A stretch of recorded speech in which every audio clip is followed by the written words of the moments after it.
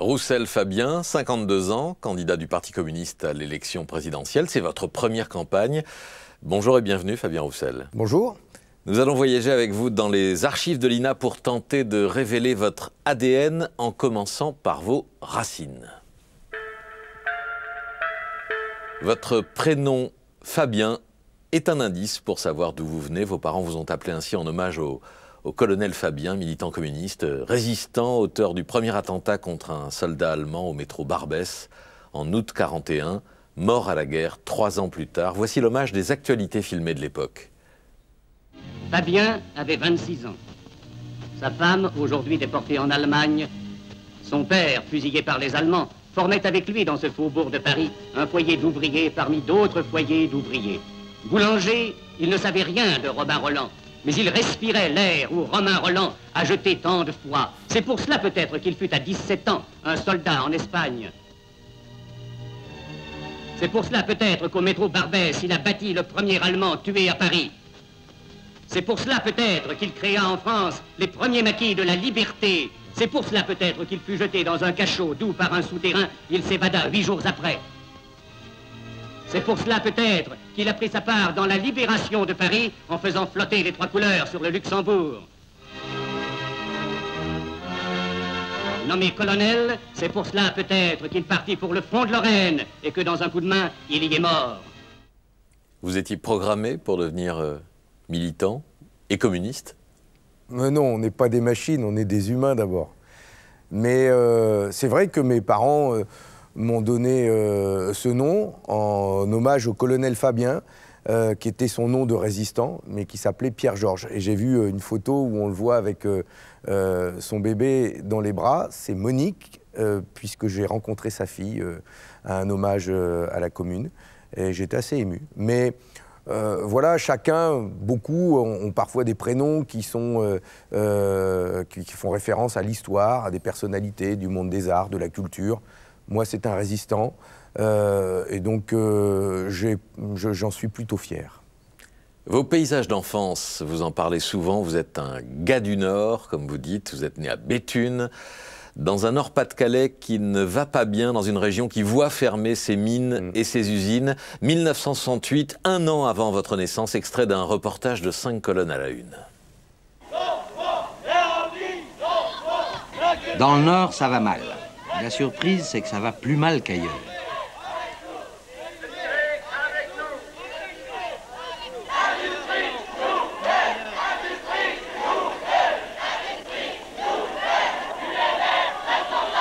En 1967, le chômage a doublé dans la région Nord-Pas-de-Calais. 50 000 travailleurs maintenant. Chiffres officiels, le Nord, c'est 7% des travailleurs de France et 12% des chômeurs de France. C'est une surprise. Comment le Nord, cette région pilote, cette espèce de roue française, a-t-il pu en arriver là? Eh bien simplement parce que les 3 industries de base qui ont fait la richesse de cette région, le charbon, le textile, la sidérurgie, en font maintenant, sinon la pauvreté, du moins apporte la menace d'une décadence progressive. Vous étiez au fond avant? 36 ans de fond. Bon, alors comment ça se passe maintenant? Bah, à cette heure, je suis sorti de l'ornière, ça va. Mais j'ai macho, il vient de partir à l'armée. Quand il va arrêter, qu'est-ce qu'il va retrouver? Il n'y a rien de prévu pour les gosses. Et qui c'est qui est responsable et de tout ça? C'est bien de fermer les fosses, mais on aurait dû prévenir du boulot pour ces jeunes. On aurait dû implanter des usines tout partout. Qu'est-ce qu'on va faire? Je n'ai qu'à 16 ans, il va à l'école. Quand il va avoir l'âge de travailler, il n'y a rien pour lui. C'est ça. C'est encore aujourd'hui comme ça. Il sabotait tout. Et votre fils était d'accord pour aller à la mine, lui? Ben sûrement. Un des mineurs est de père à un fils. Et, tout le monde dit qu'il y a passé dans la famille, mais aujourd'hui on arrive à un point, il n'y a rien. Il n'y a plus rien.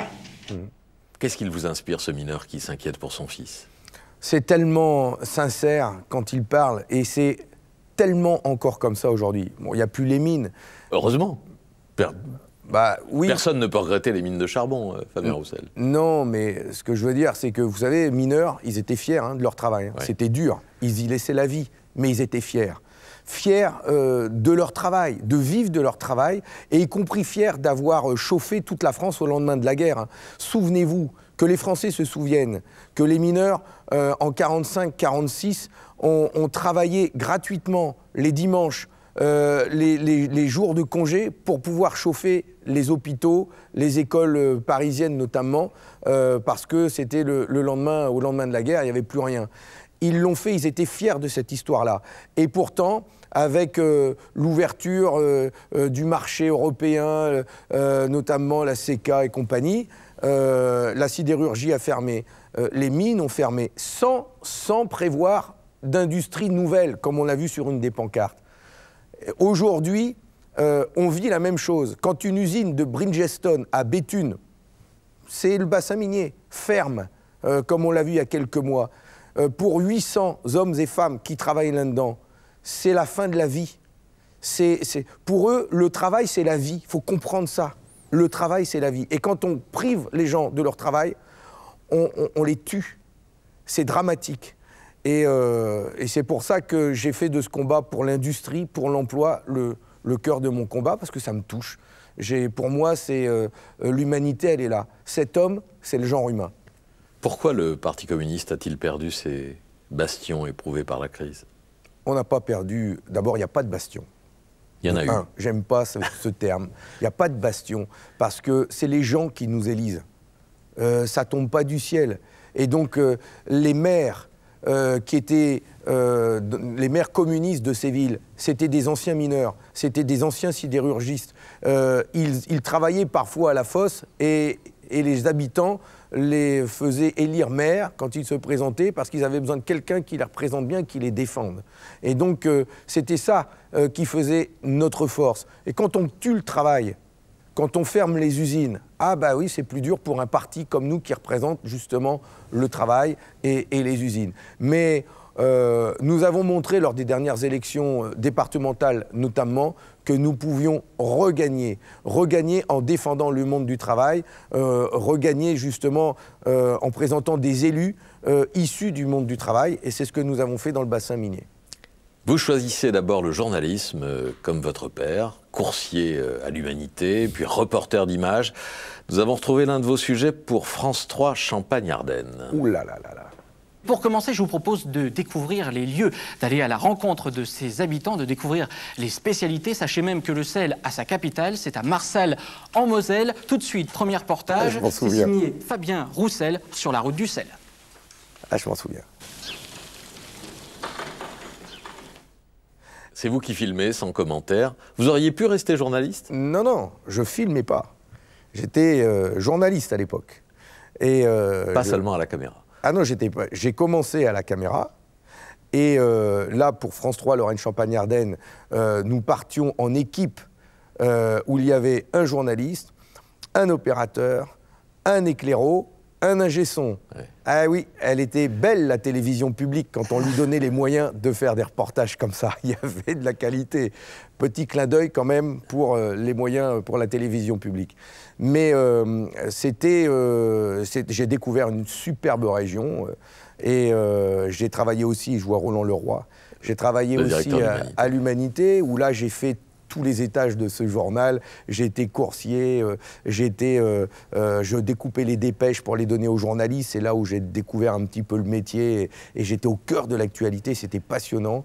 J'ai travaillé aussi à l'iconographie, au service photo. On avait un service photo avec des photographes qui participaient à la vie du journal, quoi, et qui avaient leur propre travail. Et donc vous auriez pu rester journaliste? Bien sûr. Ah, bien sûr, je trouve ce métier passionnant, je le respecte profondément et j'aurais pu le rester, mais après la vie a fait qu'on bifurque et c'est difficile d'y revenir. C'est difficile d'y revenir quand on s'est engagé politiquement, ce que je comprends. Alors voyons vos premiers pas en politique, votre Big Bang. Avec le communisme en héritage, enfant, votre père vous amène distribuer des tracts à la sortie des usines. À 16 ans, vous prenez votre carte aux jeunesses communistes et on vous retrouve, même si vous n'êtes pas à l'image, dans un coup de force contre une célèbre épicerie de luxe à Paris. J'y étais. Vous y étiez, oui. Au cri de « Les Fauchés chez Fauchon ». Plus d'une centaine de jeunes chômeurs et des membres des jeunesses communistes ont occupé samedi en début d'après-midi la célèbre épicerie de luxe Fauchon, place de la Madeleine. Après s'être servis dans le magasin, les jeunes ont présenté aux vendeuses des bons d'achat factices. J'étais dans l'image. Les jeunes sont venus, chômeurs sont venus occuper ce magasin où on peut trouver des bouteilles de digestif à 1 200 000 la pièce. Il y a dans ce pays des gens qui n'ont rien, absolument rien pour vivre, pour passer les fêtes, et d'autres qui ont tout, au point que c'en est un luxe insolent. Les manifestants ont été délogés par la police, violemment selon eux. Ouais. Ah oui, violemment, on a pris des coups de matraque. Des magasins, tout rentrait dans l'ordre. Il m'a semblé reconnaître Jacques Perreux, le leader des jeunes communistes de l'époque. Et vous-même, à l'image, vous avez vu? Je crois, je suis avec mes copains, on était ensemble et je les ai reconnus, donc je devais être derrière avec eux, mais je m'en souviens parfaitement. On dénonçait effectivement cette société à 2 vitesses. Je me demande si c'est pas moi là qui tourne le dos. Je vois qu'il y a Olivier Marché avec qui je suis là, qui est là au premier rang. Et on est toujours ensemble d'ailleurs. Et donc on dénonçait donc ces magasins pour les riches. Et en même temps, une société du chômage qui était en train de grandir. Et c'était insupportable. On dénonçait les emprunts Giscard qui avaient été mis en place, où en gros, en plus, quand on était riche, on pouvait emprunter avec des intérêts derrière qui nous faisaient gagner de l'argent. On a été évacué manu militari par les CRS, on a pris des coups sur la tête, et à la sortie de ce magasin, j'ai été embarqué. Je me suis retrouvé dans un commissariat où j'ai été mis nu, certainement pour m'humilier. Ils m'ont fait mettre à poil. Voilà, ils m'ont laissé à poil, comme ça, pendant un long moment. Puis après, ils m'ont demandé de me rhabiller. Et puis, dans la nuit, j'ai été libéré. Voilà, je m'en souviens, ça m'a marqué. Mais à quoi ça sert, ce genre d'action? Ça permet, c'est comme ça, ça permet d'avoir les caméras qui se tournent vers ces insupportables inégalités qui existent dans le pays.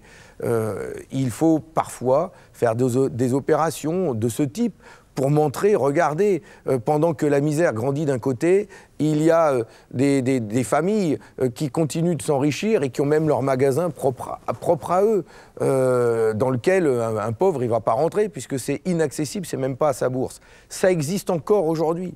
Ces inégalités n'ont fait que croître ces dernières années, là, en pleine pandémie en plus. Et donc, ce sont ces inégalités qui nourrissent quotidiennement mon combat. Vous êtes élu député en 2017 et l'année d'après, surprise, vous êtes désigné à la tête de votre parti à 49 ans. Vous succédez à Pierre Laurent. Un nouveau nom s'affiche à la tête du Parti communiste. Fabien Roussel vient d'être élu, sans surprise, secrétaire national du parti. Dans l'assistance, le père de Fabien Roussel, militant communiste et ancien journaliste à l'Humanité. Il va là où on souffre le plus. Donc sur le lieu du travail, dans les quartiers déshérités. Voilà. C'est ce qui fait pour moi un homme, un vrai communiste. Donc pour moi c'est un grand jour. Mon fils entre dans l'histoire. Soisic fait partie des 736 délégués régionaux venus voter ce dimanche. Pour eux, Fabien Roussel incarne un nouveau souffle. Il a son franc-parler, il vient du Nord. Soisic. Beaucoup de personnes du Nord sont comme ça. Mais son côté cash n'enlève rien au fond politique qu'il amène et aux batailles qu'il mène, notamment sur l'évasion fiscale, dont il a pris la suite un peu d'Alain Bocquet. L'enjeu pour Fabien Roussel est de renouer avec les classes populaires. Le PC a réalisé moins de 3% à l'élection présidentielle. Le monde ouvrier, il sait en parler, il le connaît, et c'est le retour du monde ouvrier dans le Parti communiste français. Le parti de l'Internationale va devoir repartir à la conquête des territoires. Vous avez voulu ce poste, Fabien Roussel? Vous avez intrigué pour cela? Pas du tout. Pas du tout. Ça nous est tombé dessus comme ça. Vous n'avez pas été tiré au sort. Non, mais quand je dis nous, c'est parce que c'est vrai qu'un jour, ma femme me dit « Dis donc, j'ai entendu parler qu'on parlait de toi comme secrétaire national ». Alors, le congrès avait lieu, et je lui dis « Il y en a qui disent ça, mais c'est improbable. Je vois pas pourquoi je deviendrais secrétaire national. Donc, je dément pas comme ça, mais parce que, mais ça va pas arriver. » Et c'est arrivé 3 mois après. Et donc, je faisais partie de ceux qui voulaient que ça change qu'on soit beaucoup plus sur les questions sociales, sur les questions liées à l'emploi, à l'industrie, à la défense du monde ouvrier. J'étais de ceux-là qui voulaient que ça change, parce que notre pays vraiment s'appauvrissait par la perte du travail, du sens que l'on doit donner au travail. Et donc je voulais que ça change. Et puis, ben voilà, au bout d'un moment, oui, c'est pas que mon nom est sorti du chapeau, mais il a été celui qui a été le plus soutenu, le plus porté. Et puis quand on vient vous voir et qu'on vous dit, écoute Fabien, voilà, c'est toi qui fais la majorité, donc tu dois y aller. Qu'est-ce que vous voulez que je vous dise? Moi, je voulais, on peut pas à ce moment-là se soustraire à ses responsabilités. Et puis j'ai souhaité, j'ai accepté, et j'ai voulu le faire avec Pierre Laurent dans un esprit de rassemblement. Parce que le parti communiste a failli exploser à ce moment-là. Et on a tout fait pour que ça n'explose pas, parce que la fraternité continue toujours à nous rassembler. Et donc, voilà. Et puis c'est tout. Allons à présent chercher vos mentors. Parmi les figures qui vous ont forcément marqué, il y a celle incontournable de Georges Marchais, leader du PC pendant plus de 20 ans. Vous avez écrit que vous l'admiriez, à la fois comme politique et aussi parce que, vous l'avez dit, son fils Olivier est l'un de vos amis proches. On a donc choisi une image familiale, image rare de Georges Marchais, avec sa femme Liliane et son fils Olivier en vacances dans leur maison de Mougins en 75. Avec la déesse.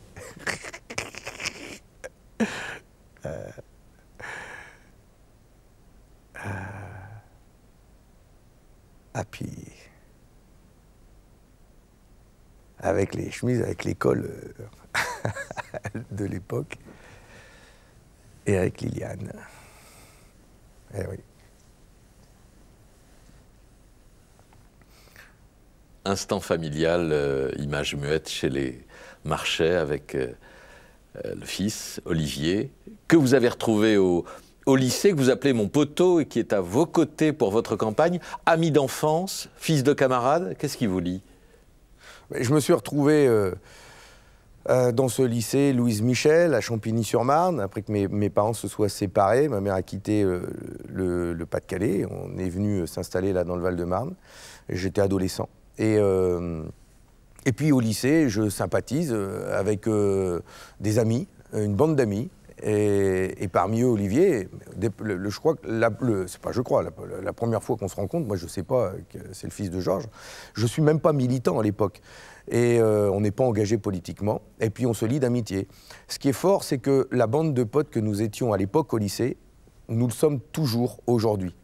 Et c'est quelque chose qu'on a en commun, Olive et les autres, c'est que la fidélité en amitié, c'est énorme. Ça construit une vie. Nos enfants ont grandi ensemble, à toute cette bande. On continue de trouver les moyens de partir en vacances ensemble dès que c'est possible. Il n'y a rien de plus beau que l'amitié et que la fidélité en amitié. Parce qu'on sait que quoi qu'il arrive, on se soutient, on est unis, on est une famille. Mais c'est aussi une fidélité au Parti communiste, Fabien Roussel. Mais je pense vous avez des amis de droite? Oui, bien sûr. Oui, mais ce n'est pas une question de parti, parce que parmi la bande d'amis, amis IE, parce qu'il y a aussi des copines, des amis femmes parmi la bande, et on parle de politique, mais je ne saurais pas vous dire, ou j'ai peut-être des idées de ce que chacun peut mettre dans l'urne au moment du vote. J'espère qu'ils voteront pour moi, s'il vous plaît. Votez pour moi au moins en premier tour. S'il y a un doute, vous pouvez me poser des questions, je ne me permets pas de leur faire passer le message. Mais aux élections municipales, cantonales, régionales, législatives, comme on est un petit peu disséminé en France, chacun vote en fonction de ses convictions. Ce n'est pas la politique qui nous unit. On a des valeurs. On a des valeurs fortes entre nous, on a une histoire commune. Il n'y a personne d'extrême droite chez nous. Personne d'extrême droite. Le racisme, l'antisémitisme, tout ça c'est banni. L'homophobie, c'est pas chez nous. Mais on a des valeurs qui nous unissent et c'est ça qui est plus fort que tout. Et Georges Marchais, il a été une figure paternelle? Mais ça me concerne. Et Georges Marchais, il est pour moi un homme politique, un grand homme politique, pour lequel d'ailleurs les Français ont encore beaucoup d'affection, fort en gueule, mais proche des gens, qui parlaient comme eux. Et donc c'est ce que j'aime chez lui, dans une période qui n'était pas simple quand même, hein, avec l'affrontement entre les blocs, c'était compliqué. Mais je sais aussi que l'époque dans laquelle où il a dirigé le parti, où il a été député, n'est plus la même époque qu'aujourd'hui. C'est plus le même monde.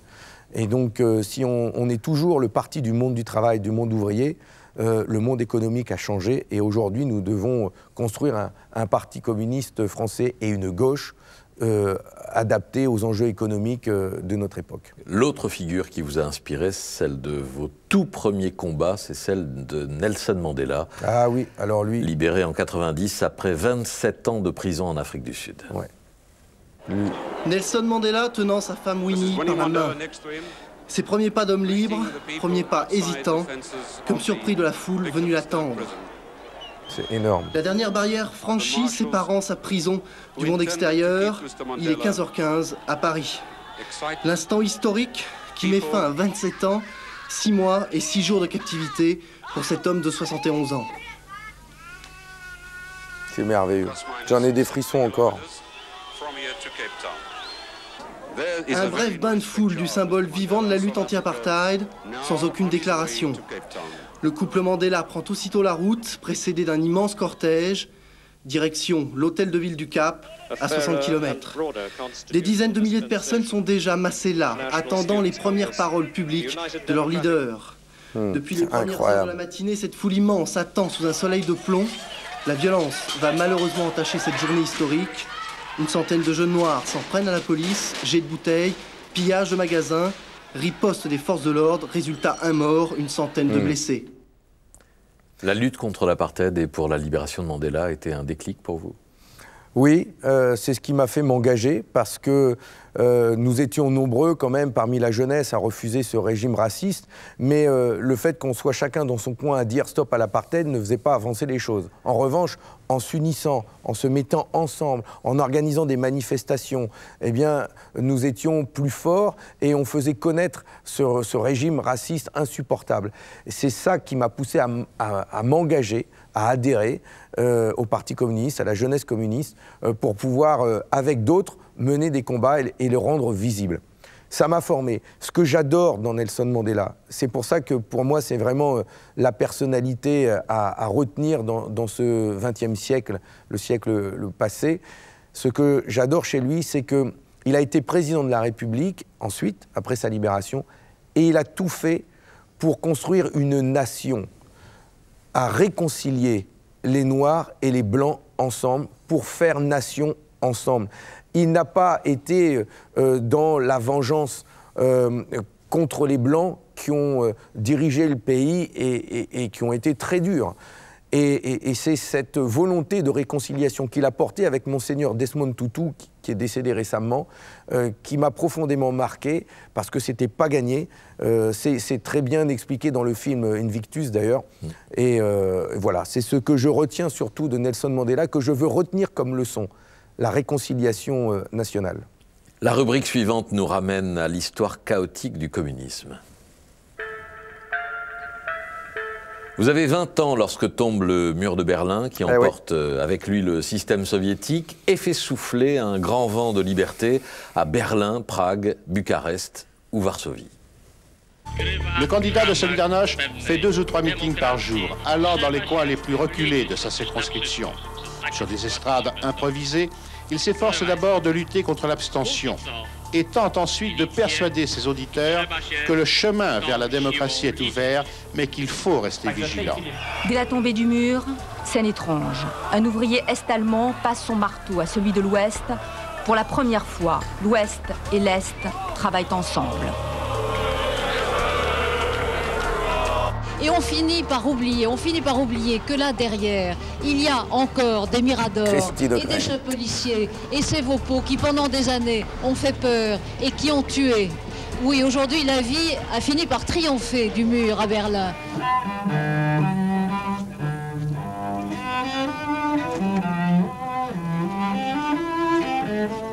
Rostropovitch, je me souviens de ça. Après le mur de Berlin, c'est aujourd'hui au rideau de fer que s'attaquent les Allemands de l'Est. À Selmsdorf, au nord de l'Allemagne, les gardes-frontières s'acharnent à coups de cisaille contre un dispositif meurtrier, fil de fer barbelé électrifié et système de mitraillage à déclenchement automatique.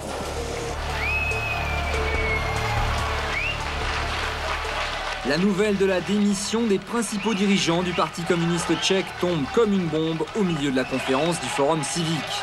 Alexandre Dubček et Václav Havel vont lever leur verre à la Tchécoslovaquie libre. Et qui s'est depuis coupé en deux. Place de la République, devant le siège du Parti communiste roumain. Au balcon, des orateurs prennent la parole à tour de rôle.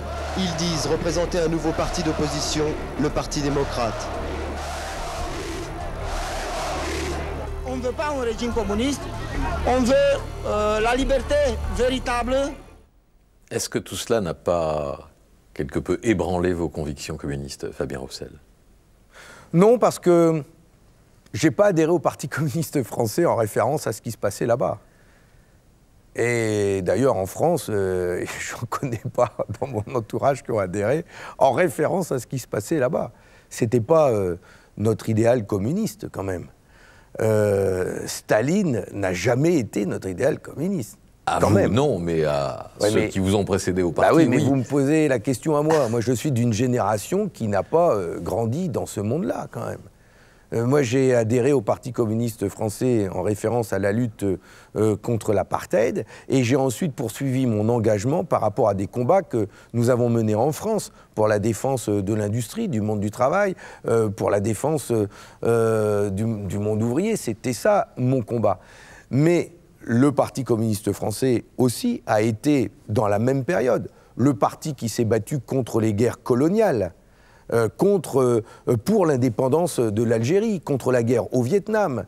Enfin, je veux dire, on a été aussi ce parti, et bien seul, et bien aussi parfois le seul à mener ces combats pour la paix, contre les colonies, contre toutes ces formes d'impérialisme qui existaient des deux côtés, des deux blocs, américains et soviétiques. Et ça fait partie de notre histoire. Notre histoire, elle a toutes ces parts de lumière et ces parts aussi d'ombre. Nous les assumons, je les assume. Ce n'est pas le cas de tous les partis, hein. Il y en a beaucoup qui changent d'étiquette tous les 5 ans ou tous les 10 ans dès qu'ils ont une affaire au cul. Ce n'est pas notre cas. Nous, on assume. On assume notre histoire. Vous portez le même nom depuis un siècle, effectivement. Ouais. Mais on croyait que cette période, cette époque était révolue. Mais quand vous voyez la folie criminelle, le mépris de toute vie humaine de Vladimir Poutine, pur produit du système stalinien, vous ne pensez pas qu'il incarne une forme de continuité avec le soviétisme? Non, vous rigolez ou quoi? Non. Non mais c'est un libéral, c'est un mec de droite. Pourquoi vous ne dites pas que c'est un dirigeant de droite, libéral, qui a vendu tout ce qui était justement public, d'État? Il a cassé justement une économie qui était certes dirigée, mais lui, il a tout privatisé. C'est lui qui a créé des oligarques qui aujourd'hui achètent des villas et des yachts que l'on voit sur la Côte d'Azur. C'est un gars de droite qui flirte avec l'extrême droite. Et qui a la nostalgie de l'Union soviétique. Mais il a la nostalgie des tsars. C'est ça sa référence. C'est l'histoire de ce peuple aussi. Mais rien, il a construit un système aujourd'hui ultra-libéral, nationaliste. Il se comporte comme un dictateur. Il a appauvri le peuple russe. Et d'ailleurs, cette guerre lui permet de masquer les terribles effets en direction du peuple russe et la pauvreté qui grandit là-bas. Elle n'allait pas être...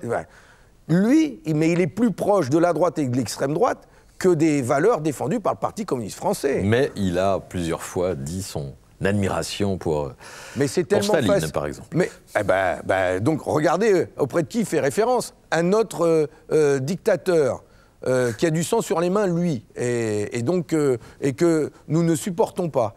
Donc justement, il a rien à voir avec nous. C'est quand même gonflé. Allez plutôt demander à ceux qui se mettent en photo sur des tracts avec lui. C'est plutôt ça, ces références. Vous ne me verrez jamais mettre des photos de Poutine dans mes tracts en saluant son engagement. Ça, c'est pas le genre de la maison. Séquence suivante. 0 pointé pour un petit écart de langage. Pour ces affiches de campagne que Charb vous avez dessinées, c'était 2004. En 2004 à Lille. Un point levé sur fond d'usine avec un message sans équivoque, c'est le cri de colère qu'a voulu porter ce jeune candidat au cantonal à Lille pour réveiller une campagne somnolente et remobiliser sur les luttes sociales. On s'adresse donc aux gens, aux salariés qui sont jetés comme des Kleenex après avoir été utilisés. On s'adresse à ceux qui on me la passe en boucle celle-là. En ce moment et qui ont envie de mettre le pied à l'establishment, aux institutions qui servent à rien. Mais bon. Non mais regardez le chiffre qu'il y a écrit au-dessus. 10 000 licenciements en un an. Et rappelez-vous ce que l'on avait vu au début de l'émission. Ce mineur et ces reportages qui parlaient de 50 000 licenciements. Ça, c'est en 2004, donc quelques décennies après. Ça a continué. Notre région a été désindustrialisée totalement. On est au début des années 2000 et c'est à l'époque où les cols blancs, la droite, théorise une France sans usine. Une France sans usine. Alors oui, j'ai fait cette affiche coup de gueule, coup de colère, grossière. C'est pas bien. Je l'ai dit, voilà, pas bien. Voilà, vous pouvez taper sur mes doigts, c'est pas bien. Mais c'était ce cri de colère que j'avais besoin de porter et j'ai pas fait que cette affiche.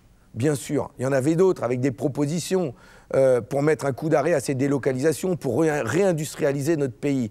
Mais c'était pour vous dire comment on souffrait, comment on a souffert de ça. Et donc c'était une manière de dire, oui, votez communiste, au moins pour ça, pour dire stop, pour nous donner de la force, pour faire entendre la voix du monde du travail. Alors on va prendre de la hauteur avec un personnage historique très présent dans cette campagne, invoqué ou revendiqué par presque tous, même par vous, avec vos références au Conseil national de la résistance. C'est la rubrique Face à De Gaulle. Nous sommes en 65, entre les deux tours de l'élection présidentielle, le général évoque l'Europe future. Rien n'est plus logique, si tant est que la logique conduise le monde, rien n'est plus logique aujourd'hui que de constituer un marché commun européen. Il y a des pays qui sont voisins entre eux, la France, l'Allemagne, l'Italie, la Hollande, la Belgique, le Luxembourg, un jour probablement l'Angleterre, un jour aussi l'Espagne, peut-être d'autres. Voilà un fait géographique qui est devenu aussi un fait économique, parce qu'ils sont très rapprochés, parce qu'ils sont en contact immédiat, direct les uns avec les autres, et puis parce qu'ils sont du même ordre économique, les uns et les autres. Ils sont au même étiage, dans leur ensemble. Ce que j'aime bien chez le général de Gaulle, c'est qu'il n'y a pas de langue de bois. Aujourd'hui, il parle clair. La concurrence est nécessaire. C'est l'aiguillon qui est indispensable au progrès, et notamment au progrès économique. Il n'y a pas de langue de bois. Qu'il serait absurde. Parce que la concurrence, on l'a payé cher. Comme on le faisait autrefois, comme nous le faisions autrefois, dans des douanes et dans des barrières, et que par conséquent, pour se mettre à la page, jour après jour, année après année, il faut encore une fois la concurrence. Bref, il faut un marché étendu. Voilà, on n'était pas d'accord là. Hein. La concurrence moteur du progrès économique. Mais c'est pour ça, ce que j'aime bien chez le général de Gaulle, ce qu'il faut lui reconnaître, c'est son parler franc et clair. Et on a besoin de ça en politique. Moi, je lui reconnais ça. Je ne suis pas d'accord avec les propos qu'il tient. Je ne sais pas s'il tiendra les mêmes aujourd'hui, mais on ne peut pas le faire parler. Vous auriez pu passer d'autres extraits. Hein. Moi, j'ai aussi le général de Gaulle qui dit en conférence de presse « L'Europe, l'Europe, l'Europe ». Il disait « La politique de la France ne se fait pas à la corbeille ». Et il dénonçait la spéculation, la bourse et compagnie. Donc, on peut pour faire chaque candidat, on cherche un extrait un peu en opposition, parce qu'il y a 100 de Gaulle différents. Mais voilà, on peut tout faire dire au général de Gaulle. C'est bien pour ça qu'il est extraordinaire, c'est que chacun peut faire référence à lui. En tout cas, nous avons été constants sur cette question de l'Union européenne. Une Union européenne, une Europe qui se construit avec les peuples en référence pour toujours les tirer vers le haut, pour toujours aller mieux, pour toujours avoir plus de travail, oui, mais l'Europe qu'ils nous ont construite, c'est une Europe de la concurrence, comme il vient de le dire, et c'est celle qui a déshabillé notre industrie et qui nous a tellement affaiblis. Et donc, elle est à reconstruire, cette Europe, sur d'autres bases, beaucoup plus humaines et fraternelles entre les peuples. Une Madeleine à présent. Avec un poète et compagnon de route du PCF qui figure en bonne place dans votre panthéon, Paul Éluard, la voix de Paul Éluard en 58 sur son poème Liberté. Liberté. Sur mes cahiers d'écolier, sur mon pupitre et des arbres, sur le sable, sur la neige, j'écris ton nom. Liberté. Sur toutes les pages lues, sur toutes les pages blanches, pierre, sang, papier ou cendre, j'écris ton nom. Sur les images dorées, sur les armes des guerriers, sur la couronne des rois, j'écris ton nom. Liberté dont Fernand Léger a fait une tapisserie qui figure tout près de votre bureau? C'est ce que j'allais dire. Chaque fois que je vais place du Colonel Fabien, à mon bureau, c'est cette belle tapisserie originale qui figure avec ce poème entièrement écrit sur 3 mètres de long et sur un dessin réalisé par Fernand Léger. Et j'invite d'ailleurs les téléspectateurs à aller au musée qui est tenu par sa petite-fille d'ailleurs et où on retrouve tout son travail. Et il y a un lien très fort entre le Parti communiste français et le monde des arts et de la culture. Les artistes, nous avons d'ailleurs fait une exposition incroyablement belle avec tous ces artistes qui, de près ou de loin, ont dessiné, contribué au grand combat émancipateur, au grand combat pour la paix, pour la fraternité entre les hommes et les femmes. Parmi, il y avait Paul Éluard, mais il y avait Picasso, forcément, Marcel Duchamp, Rancillac, qui est décédé il n'y a pas longtemps. Voilà, c'est les liens que nous avons avec ces artistes, avec lesquels on a pu s'engueuler, avec qui on avait des désaccords, mais avec qui aussi on se retrouvait parce que les combats pour l'être humain nous ont toujours rassemblés. Mais j'ai la même question que pour vos amis. Vous avez des goûts littéraires en dehors des artistes communistes ? Ah bah, bien sûr, après les goûts et les couleurs, ça diffère. Mais je suis plutôt fan, moi, de romans policiers et de thrillers. Donc j'essaye de temps en temps aussi de couper, quoi, de ne pas faire que de la politique, rester humain aussi. Une archive présidentielle à présent que nous présentons à tous les candidats, celle de l'alerte verte. En 1974, un candidat fait sensation avec un simple verre d'eau. Et vous savez ce qui va se passer? Eh bien, nous allons bientôt manquer de l'eau. Et c'est pourquoi je bois devant vous un verre d'eau précieuse, puisque avant la fin du siècle, si nous continuons un tel débordement, elle manquera. À lundi, je vous dis au revoir et j'espère vous revoir pour vous expliquer notre projet global d'avenir. Merci, mes amis.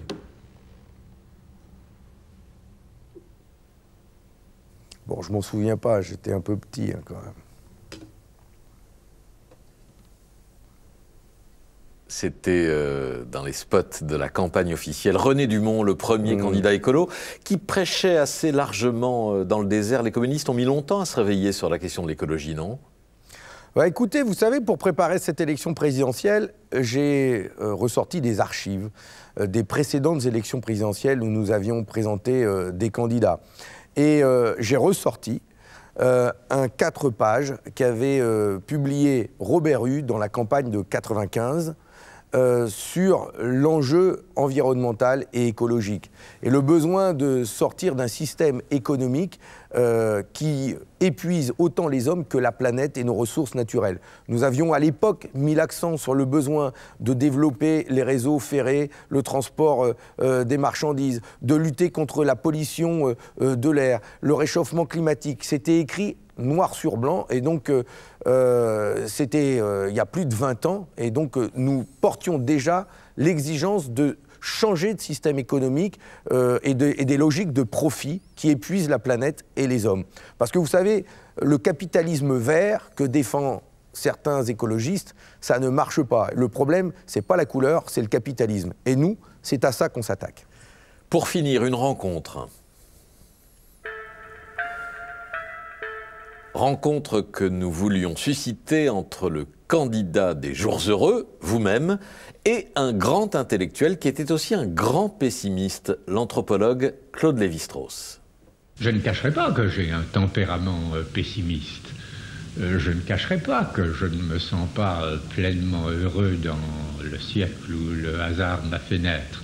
Je ne cacherai pas que j'ai de très grandes inquiétudes sur le futur de l'humanité si elle continue à se laisser à cette incroyable prolifération qui ne laissera plus, je ne dirais pas à nous-mêmes, mais en tout cas à nos petits-enfants ou arrière-petits-enfants, si ça continue à ce rythme, qu'un mètre carré d'espace pour se tenir sur notre Terre qui n'est pas indéfiniment extensible. Mais ce pessimisme me paraît être, après tout, offrir à l'optimisme sa meilleure chance, parce que c'est à la condition d'être très pessimiste que nous prendrons conscience des dangers qui nous menacent, c'est à la condition d'être très pessimiste que nous aurons le courage d'adopter les solutions nécessaires et que donc, peut-être, nous pourrons recommencer à avoir une certaine dose d'optimisme, disons, modéré. Le pessimisme comme levier d'action, qu'en pensez-vous, Fabien Roussel ? Je suis par nature optimiste, parce que la déprime nourrit la déprime, et l'espoir nourrit l'espoir. Et je veux, moi, nourrir l'espoir. Mais Lévi-Strauss fait partie, justement, des lectures que j'ai eues. Et pour moi, c'est un grand homme, et je comprends, je partage ce qu'il dit, dans le sens où, au lendemain de la guerre, de la Seconde Guerre mondiale, avec ces millions de morts et cette Shoah qui a ébranlé le monde, il a fait partie de ces grands intellectuels qui ont mis au cœur du débat l'idée que la notion de race devait être éliminée de notre discours et qu'il n'y avait qu'une seule race, c'était l'être humain, le genre humain. Il a fait partie de cela et ça fait partie des textes qui m'ont construit et qui ont construit mon combat contre le racisme et contre l'antisémitisme. Et je sais que parmi ces intellectuels, au lendemain de la guerre, au lendemain de ces crimes atroces, industriels qu'il y a eu contre les Juifs, les Tziganes, eh bien, je comprends qu'ils aient été ébranlés et pessimistes sur l'avenir de l'humanité, mais ils nous ont fait progresser aussi. Au terme de cet ADN et de ce voyage dans les archives de l'INA, y aurait-il, Fabien Roussel, un morceau essentiel de votre ADN que nous avons manqué ? À part les romans policiers. Non. Vous avez effectivement, en partant du Nord et de ce mineur qui m'a touché au début, marqué effectivement ce qui m'a construit, ce monde du travail. Peut-être, si, la résistance, parce qu'on l'a eu avec Pierre-Georges et le colonel Fabien. Non. C'est vraiment ça qui m'a construit et vous avez fait une remarquable émission d'archives qui nous a fait revisiter l'histoire de notre pays. Merci à vous. Merci à vous, Fabien Roussel.